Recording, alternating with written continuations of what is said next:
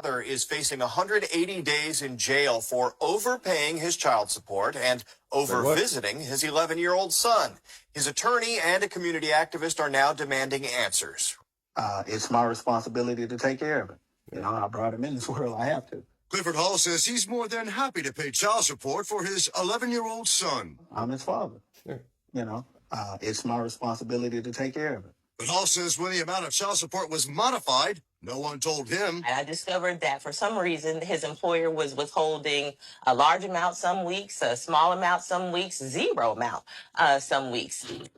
And I didn't want to go to jail, basically. So Hall quickly paid almost $3,000 in back child support. When Hall and his ex-wife were in Judge Lisa Millard's court last November, he owed nothing. Opposing counsel testified twice that he's all paid up. But the attorney representing the child's mother wanted Hall to pay her $3,000 in attorney fees, and Judge Millard agreed. Court documents also reveal Hall wasn't following the court's scheduled times to pick up his son. Another modification he says he knew nothing about. The judge ended up sentencing him to 6 months in jail. When she said, I sent, remand you to the Harris County Jail for 180 days, my mouth just dropped. I can't be there for my son in jail.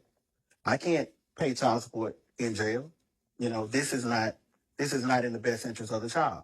Judge Millard also points out Hall's attorney could have filed a motion for reconsideration. She says that would have allowed her to hear both sides again and reevaluate the situation.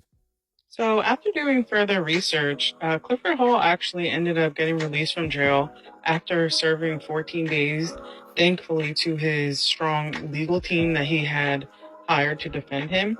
But here's what ended up happening overall. So not only did this innocent man spend 2 weeks of his life in jail, he lost his job.